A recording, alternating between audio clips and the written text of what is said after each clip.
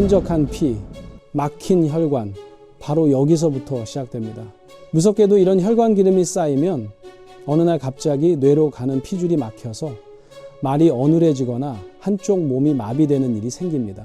그런데 더 위험한 건 고지혈증이 있어도 전혀 아프지 않다는 겁니다. 병원 가서 알게 될 때 이미 혈관이 70% 이상 막힌 경우도 많아요. 하지만 놀랍게도 단 3가지 음식만 바꿔도 이 위험을 충분히 막을 수 있습니다. 끈적한 혈관 기름을 싹 빼주는 음식, 지금부터 하나씩 알려드리겠습니다. 여러분, 정말 충격적인 사실 하나 알려드릴게요. 60세 이후가 되면 10명 중 7명은 이미 혈관이 부분적으로 막혀 있습니다. 더 무서운 건 본인은 전혀 모르고 있다는 거예요. 왜냐하면 혈관이 70%까지 막혀도 아무런 증상이 없거든요. 제가 25년 동안 진료실에서 수많은 환자분들을 봐왔는데요. 특히 60대, 70대 어르신들이 초음파 검사를 하면 어머, 선생님, 제 혈관이 이렇게 막혀 있었어요? 하고 놀라시는 경우가 정말 많았습니다. 겉으로 보기엔 아무 문제 없이 건강해 보이시는데 말이죠. 혹시 요즘 이런 증상 있으신가요? 아침에 일어나면 머리가 무겁고 멍한 느낌이 든다. 손끝이나 발끝이 찌릿찌릿하거나 저리다. 계단 오르면 예전보다 숨이 더 찬다. 어지러움이 자주 느껴진다. 이런 증상들, 많은 분들이 나이 들면 다 그런 거지 하고 넘기시는데요. 절대 그냥 넘기시면 안 됩니다. 이게 바로 혈액이 끈적해지고 혈관이 막히기 시작했다는 우리 몸의 SOS 신호예요. 특히 뇌혈관은 한 번 막히면 되돌리기가 정말 어렵습니다. 뇌세포는 산소 공급이 단 4분만 중단돼도 죽기 시작하거든요. 그래서 뇌졸중이 오면은 골든타임이 3시간밖에 안 되는 거예요.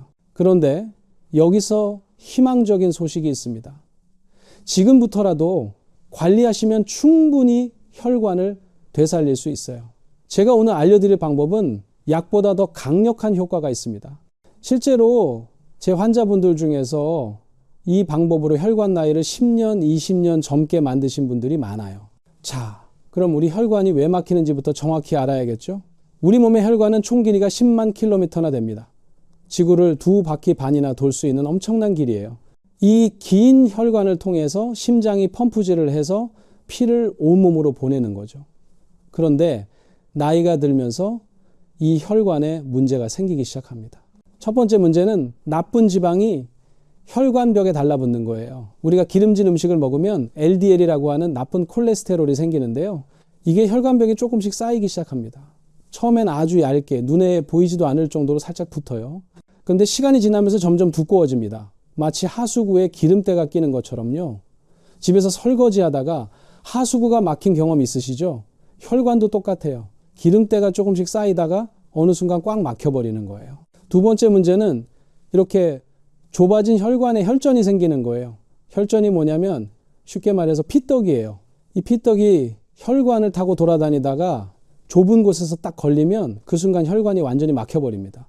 만약 이 피떡이 뇌로 가는 혈관을 막으면 뇌경색, 심장으로 가는 혈관을 막으면 심근경색이 되는 거죠. 정말 무서운 일이에요. 세 번째 문제는 혈관 자체가 딱딱해지는 거예요.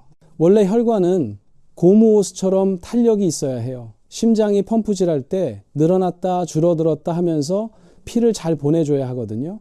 그런데 나이가 들고 여러 가지 원인으로 혈관이 딱딱해지면은 이런 탄력이 사라집니다. 그럼 심장은 더 세게 펌프질을 해야 하고 그 결과 혈압이 올라가는 거예요. 고혈압의 원인이 되는 거죠.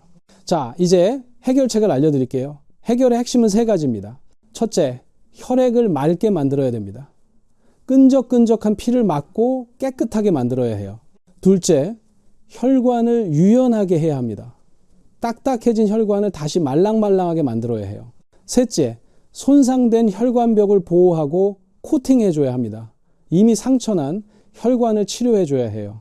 그리고 이 3가지를 모두 해결할 수 있는 놀라운 음식들이 있습니다. 지금부터 하나씩 자세히 알려드릴게요. 첫 번째 음식은 바로 등푸른 생선입니다. 고등어, 꽁치, 참치, 연어 같은 것들이죠. 아니, 등푸른 생선이 좋다는 건 다 아는 얘기 아니에요? 하실 수도 있는데요. 잠깐만요. 제가 지금부터 알려드릴 내용을 들으시면 등푸른 생선을 완전히 새롭게 보시게 될 거예요. 등푸른 생선에는 오메가3 지방산이 풍부합니다. 특히 EPA와 DHA라는 성분이 들어있는데요. 이 두 성분이 우리 혈관에서 정말 놀라운 일을 합니다. 먼저 EPA는 혈관 청소부 역할을 해요. 혈중 중성지방을 무려 30에서 40%나 감소시킵니다. 이게 얼마나 대단한 건지 아세요? 병원에서 처방하는 약과 맞먹는 효과예요. 또 LDL 콜레스테롤, 그러니까 나쁜 콜레스테롤을 20에서 30% 낮춰줍니다. 반대로 HDL이라고 하는 좋은 콜레스테롤은 높여줘요. 좋은 콜레스테롤은 혈관 청소부 역할을 하거든요. 나쁜 콜레스테롤을 간으로 가져가서 분해시키는 일을 합니다. 더 놀라운 건 혈소판 응집을 억제한다는 거예요. 쉽게 설명드리면 피가 덩어리지는 걸 막아준다는 뜻입니다. 혈전이 생기는 걸 예방하는 거죠. DHA는 뇌세포를 보호하는 역할을 합니다. 뇌의 60%가 지방으로 이루어져 있는데 그중 상당 부분이 DHA예요. DHA가 충분하면 치매 위험이 40%나 감소한다는 연구 결과도 있습니다. 그리고 오메가3는 염증을 줄여줍니다. 혈관벽에 생기는 염증이 동맥경화의 주요 원인인데 오메가3가 이 염증을 가라앉혀 주는 거예요. 혈관 내벽, 의학용어로 내피세포라고 하는데요. 이 내피세포를 보호하고 회복시키는 역할도 합니다. 제가 실제로 치료했던 환자분 사례를 하나 들려드릴게요. 67세 박영자 여성분이었는데요. 처음 오셨을 때 중성지방 수치가 380이었어요. 정상이 150 이하인데 2배가 훨씬 넘었죠. 콜레스테롤 수치도 290으로 아주 높았고요. 혈압도 160에 95로 고혈압이었습니다. 게다가 요즘 자꾸 손발이 저리고 머리가 무거워요 하시면서 걱정을 많이 하셨어요. 제가 약을 처방하려고 했더니 선생님, 약은 한번 먹으면 평생 먹어야 한다면서요? 다른 방법은 없을까요? 하시더라고요. 그래서 제가 등푸른 생선을 일주일에 3번씩 꾸준히 드시라고 권했습니다. 고등어 한 토막, 꽁치 2마리, 연어 한 조각 정도를 번갈아 가면서 드시라고 했죠. 3개월 후에 다시 검사를 했는데 정말 놀라운 결과가 나왔어요. 중성지방이 190으로 떨어졌습니다. 거의 절반으로 줄어든 거예요. 콜레스테롤도 230으로 60이나 감소했고요. 더 놀라운 건 혈압이 130에 85로 정상 범위로 돌아왔다는 거예요. 박영자 여성분도 손발 저림이 사라지고 머리도 맑아졌어요. 아침에 일어나는 것도 훨씬 수월해졌고요. 하시면서 정말 기뻐하셨습니다. 근데 여기서 중요한 포인트가 있어요. 등푸른 생선을 어떻게 조리해서 먹느냐가 정말 중요합니다. 많은 분들이 생선을 튀겨서 드시는데 절대 그러시면 안 돼요. 기름에 튀기면 오메가3가 다 파괴됩니다. 게다가 튀김 기름에 나쁜 지방까지 흡수하게 돼요. 좋은 생선을 나쁜 음식으로 만드는 거죠. 가장 좋은 조리법은 구이나 조림입니다. 특히 찜으로 드시면 영양소 파괴가 거의 없어요. 오븐에 호일을 깔고 구워 드시는 것도 좋은 방법이고요.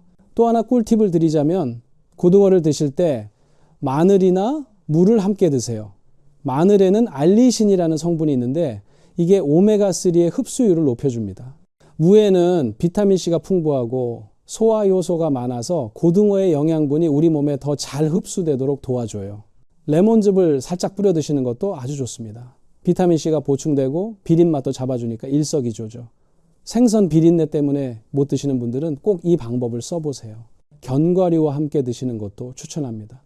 호두나 아몬드 같은 견과류에는 마그네슘이 풍부한데 이게 오메가3와 시너지 효과를 내요. 혈관 건강에 더 좋은 효과를 볼 수 있습니다.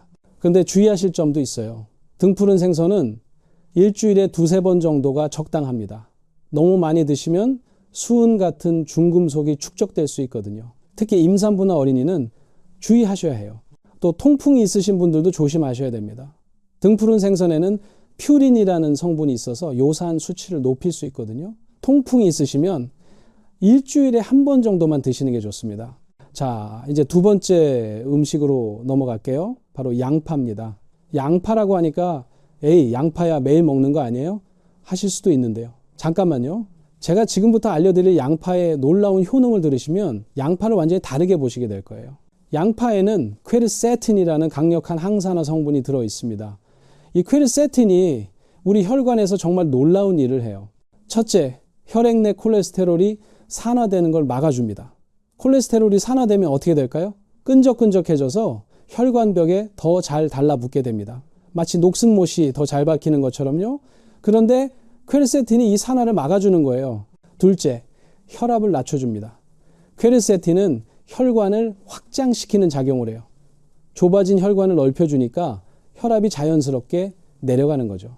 실제로 매일 양파를 먹은 사람들은 수축기 혈압이 평균 10에서 15 정도 감소한다는 연구 결과가 있습니다. 셋째, 혈전 생성을 막아줍니다. 양파에는 유황화물이 들어있는데요. 이게 혈액의 점도를 낮춰줘요. 쉽게 말해서 끈적끈적한 피를 묻고 맑게 만들어준다는 거죠. 대한순환기학회 연구에 따르면 양파를 꾸준히 먹은 사람들은 혈전 생성이 40에서 50%나 감소했다고 합니다. 정말 놀라운 수치죠? 제가 치료했던 환자분 중에 정말 인상적인 사례가 있어요. 72세 김정수 남성분이었는데요. 이분은 경동맥이 65%나 막혀 있었습니다. 경동맥은 목에서 뇌로 가는 중요한 혈관이에요. 여기가 막히면 뇌졸중 위험이 아주 높아집니다. 의학적으로는 70% 이상 막히면 수술을 고려하는데 이분은 65%로 애매한 상황이었어요. 게다가 가족들이 아버지가 연세도 있으신데 수술은 부담스러워요 하면서 수술을 반대하셨습니다. 그래서 제가 일단 식이요법을 적극적으로 해보자고 제안했어요. 특히 양파즙을 만들어서 매일 드시라고 권했습니다. 양파즙 만드는 방법을 자세히 알려드릴게요. 많은 분들이 이 방법을 모르시더라고요. 먼저 양파를 준비하실 때 겉에 갈색 껍질만 살짝 벗기세요. 양파의 영양분은 껍질 바로 아래에 많이 있거든요. 너무 깊게 까면 영양분을 버리는 거예요. 양파를 적당한 크기로 자르는데 여기서 중요한 팁이 있습니다. 자른 양파를 바로 조리하지 마시고 15분에서 20분 정도 상온에 두세요. 왜냐하면 양파를 자르면 세포가 파괴되면서 효소 반응이 일어나는데 이때 퀘르세틴이 더 활성화됩니다. 알리신 같은 유황 화합물도 더 많이 생성되고요. 그 다음 물 500ml에 양파를 넣고 약불로 2-30분 정도 끓입니다. 양파가 투명해지고 물러질 때까지요. 불을 너무 세게 하면 영양분이 파괴되니까 꼭 약불로 천천히 끓이세요. 다 끓인 후에는 건더기를 걸러내고 국물만 받아냅니다. 이 국물을 식힌 다음에 꿀을 한 숟가락 정도 넣어서 드시면 됩니다. 꿀은 양파의 매운맛을 중화시키고 흡수를 도와주는 역할을 해요. 이렇게 만든 양파즙을 하루에 한두 잔씩 드시면 됩니다. 아침 저녁으로 나눠서 드셔도 좋고요. 단 공복에 드시면 속이 쓰릴 수 있으니까 식사 후에 드시는 게 좋습니다. 김정수 남성분께 이 방법을 알려드리고 매일 양파즙을 드시라고 했어요. 처음엔 맛이 좀 이상한데 하시더니 일주일쯤 지나니까 이제 익숙해졌어요. 오히려 안 먹으면 뭔가 허전해요 하시더라고요. 6개월 후에 다시 경동맥 초음파 검사를 했는데 정말 놀라운 일이 일어났습니다. 경동맥 협착이 65%에서 40%로 줄어든 거예요. 25%나 개선된 거죠.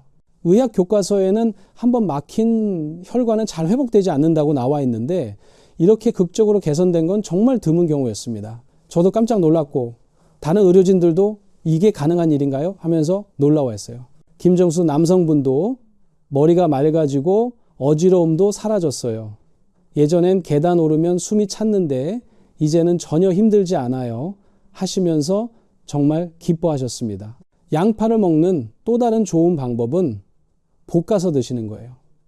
양파를 올리브 오일에 살짝 볶으면 퀘르세틴이 지용성이라서 기름에 녹아 나와 흡수율이 더 높아집니다. 생양파의 매운맛도 사라지고 단맛이 나서 드시기도 좋고요.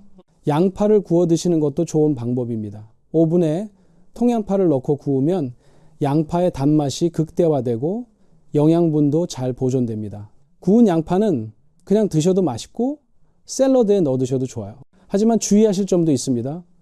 양파를 너무 많이 드시면 속이 더부룩하거나 가스가 찰 수 있어요. 특히 위장이 약하신 분들은 생양파보다는 익힌 양파를 드시는 게 좋습니다. 또 양파는 혈액을 묻게 하는 작용이 있어서 아스피린 같은 항혈전제를 드시는 분들은 주의하셔야 해요. 너무 많이 드시면 출혈 위험이 있을 수 있거든요. 하루에 양파 1개 정도가 적당합니다. 자, 이제 세 번째 음식입니다. 여러분 이건 정말 의외일 수도 있는데요. 바로 달걀 흰자예요. 달걀이요? 콜레스테롤 때문에 먹으면 안 된다고 들었는데 하실 수도 있어요. 네, 맞습니다. 달걀 노른자에는 콜레스테롤이 많아요. 하지만 제가 말씀드리는 건 달걀 흰자입니다. 흰자는 완전히 다른 이야기예요. 달걀 흰자는 고단백, 저지방, 무콜레스테롤 식품입니다. 단백질 함량이 무려 90%가 넘는데 지방은 거의 없고 콜레스테롤은 제로예요. 더 중요한 건 달걀 흰자의 단백질이 우리 몸에서 하는 역할입니다. 흰자에는 리신, 메티오닌, 트레오닌 같은 필수 아미노산이 풍부한데요. 이 아미노산들이 간에서 아주 중요한 일을 합니다. 첫째, 간의 지방 대사를 촉진합니다. 쉽게 말해서 간이 지방을 분해하는 일을 더 열심히 하게 만든다는 거예요. 간에서 지방이 잘 분해되면 혈중 콜레스테롤과 중성 지방이 자연스럽게 감소합니다. 둘째, 지방 분해 효소를 활성화시킵니다.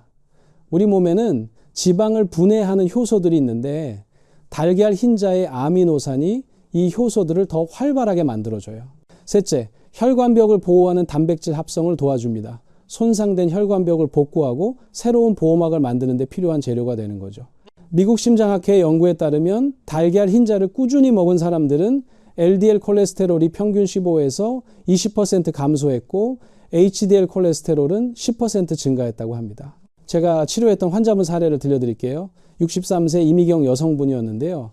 총 콜레스테롤 수치가 280으로 아주 높았습니다. 정상이 200 이하인데 85나 높았죠.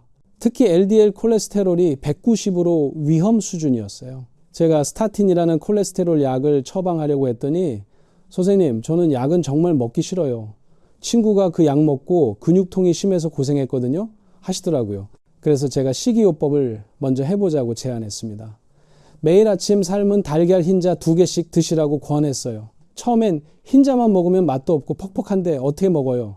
하시면서 난감해 하셨습니다. 그래서 제가 몇 가지 방법을 알려드렸어요. 샐러드에 삶은 흰자를 잘게 썰어 넣어 드시거나 야채와 함께 살짝 볶아서 드시면 훨씬 맛있다고요. 또 흰자를 믹서에 갈아서 스무디에 넣어 드시는 방법도 있고요. 이미경 여성분은 주로 아침에 야채 샐러드에 삶은 흰자를 넣어서 드셨대요. 점심엔 흰자를 이용한 계란찜을 해 드시고요. 3개월 후에 다시 검사를 했는데 정말 놀라운 결과가 나왔습니다. 총 콜레스테롤이 220으로 65나 떨어졌어요. LDL 콜레스테롤도 130으로 60이나 감소했고요.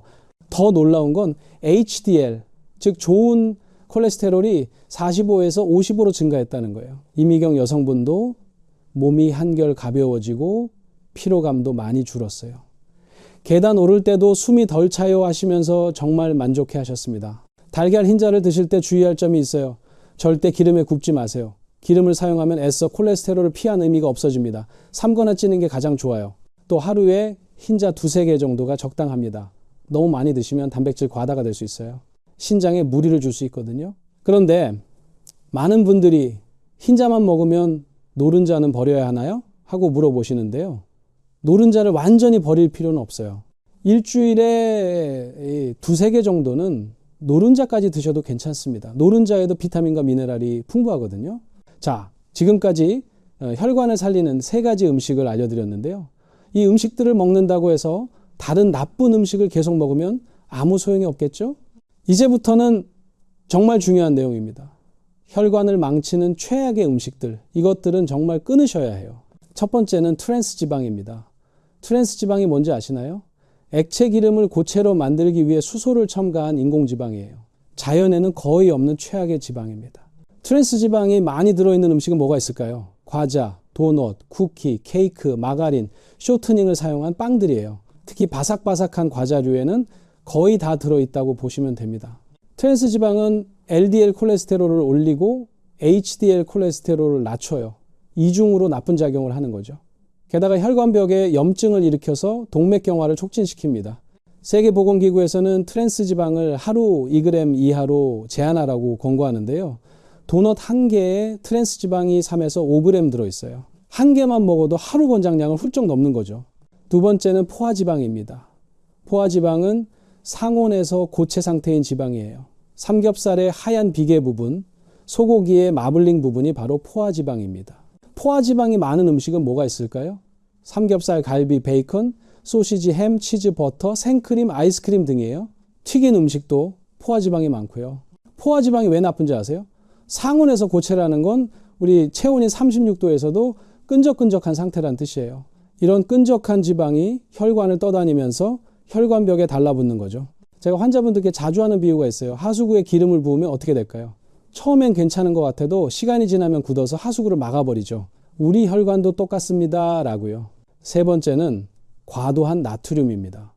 나트륨, 즉 소금을 너무 많이 먹으면 혈압이 올라가는 건 다들 아시죠? 그런데 나트륨의 해악은 그것뿐만이 아니에요. 나트륨을 과다 섭취하면 혈관벽이 두꺼워집니다. 혈관의 탄력도 떨어지고요. 게다가 나트륨은 우리 몸의 수분을 잡아두는 역할을 해서 혈액량이 증가하고 그 결과 심장에 부담을 줍니다. 나트륨이 많은 음식은 뭐가 있을까요? 라면, 국물 요리, 젓갈, 김치, 햄, 소시지, 간장, 된장 등이에요. 특히 라면 한 개에는 하루 권장 나트륨의 거의 100%가 들어있습니다. 네 번째는 설탕입니다. 특히 액상 설탕이 정말 위험해요. 탄산음료, 과일 주스, 스포츠 음료, 커피 전문점의 달달한 음료들이 바로 액상 설탕 덩어리입니다. 설탕이 왜 혈관에 나쁠까요? 설탕을 먹으면 혈당이 급격히 올라갑니다. 이때 우리 몸은 인슐린을 대량으로 분비해요. 이 과정이 반복되면 혈관벽이 손상되고 염증이 생깁니다. 게다가 과도한 설탕은 간에서 중성지방으로 변환돼요. 혈중 중성지방이 올라가면 당연히 혈관 건강에 악영향을 미치겠죠. 콜라 한 캔에 각설탕이 10개 정도 들어있다는 거 아시나요? 카페에서 파는 달콤한 음료에는 각설탕이 15개에서 20개까지 들어있어요. 정말 무서운 양이죠. 자, 그럼 이런 나쁜 음식들을 끊으면 우리 몸에 어떤 변화가 일어날까요? 일주일만 끊어도 변화가 시작됩니다. 나트륨 섭취가 줄어들면서 혈압이 안정되기 시작해요. 붓기도 빠지고요. 많은 분들이 몸이 가벼워졌어요 하고 말씀하십니다. 2주일이 지나면 더 놀라운 변화가 일어나요. 혈당이 안정되면서 단 것에 대한 욕구가 줄어듭니다. 체중도 조금씩 줄기 시작하고요. 실제로는 500g에서 1kg 정도밖에 안 빠져도 본인은 3, 4kg 빠진 것처럼 느낀대요. 왜 그럴까요? 나쁜 지방과 설탕을 끊으면 우리 몸의 에너지 대사가 좋아집니다. 근육이 더 잘 움직이고 피로감이 줄어들어요. 그래서 실제 체중 감소보다 훨씬 더 가벼워진 느낌을 받는 거죠. 한 달에서 3개월이 지나면 정말 놀라운 변화가 일어납니다. 콜레스테롤 수치가 개선돼요. LDL은 내려가고 HDL은 올라갑니다. 중성지방도 감소하고요. 혈관 내벽에 쌓여있던 기름때가 조금씩 걷어지기 시작합니다. 동맥 경화가 진행되는 속도가 느려지는 거죠. 어떤 경우에는 개선되기도 해요. 또 피부가 맑아집니다. 트랜스지방과 설탕은 피부 트러블의 주요 원인이거든요. 이것들을 끊으면 여드름도 줄고 피부톤도 밝아져요. 요즘 피부가 좋아졌네 하는 소리를 들으실 거예요. 6개월에서 1년이 지나면 정말 드라마틱한 변화가 일어납니다. 체지방이 현저히 감소하고 근육량은 유지되거나 오히려 늘어나요. 혈압과 혈당이 정상 범위로 안정됩니다. 무엇보다 혈관이 깨끗해집니다. 플라크가 줄어들고 혈관의 탄력이 회복돼요. 뇌졸중과 심근경색 위험이 50% 이상 감소합니다. 만성염증도 줄어들어요. 관절이 편해지고 아침에 일어날 때 몸이 뻐근한 느낌도 사라집니다. 머리도 맑아지고 기억력도 좋아져요. 결과적으로 신체 나이가 10년은 젊어집니다. 실제 나이는 1살 더 먹었지만 몸은 10살 젊어지는 거예요. 정말 놀라운 변화죠. 그런데 음식만 바꾼다고 다가 아닙니다. 생활 습관도 함께 바꿔야 해요. 제가 환자분들께 꼭 권하는 5가지 생활 습관이 있습니다. 첫째, 매일 30분 이상 걸으세요. 빨리 걸을 필요 없어요. 편안한 속도로 산책하듯 걸으시면 됩니다. 걷기는 최고의 혈관 운동이에요. 종아리 근육이 수축하면서 정맥혈을 심장으로 올려보내는 펌프 역할을 합니다. 실제로 매일 30분씩 걷는 사람은 그렇지 않은 사람보다 심혈관 질환 위험이 30%나 낮다는 연구 결과가 있어요. 둘째, 물을 충분히 드세요. 하루에 1.5에서 2리터는 드셔야 합니다. 물을 충분히 마시면 혈액이 묽어져서 혈전 위험이 줄어들어요. 또 노폐물 배출도 잘 되고요. 많은 분들이 물을 그렇게 많이 어떻게 마셔요 하시는데요. 한 번에 많이 마시려고 하지 마시고 조금씩 자주 드세요. 아침에 일어나자마자 한 컵, 식사 전후로 한 컵씩 이렇게 나눠서 드시면 어렵지 않아요.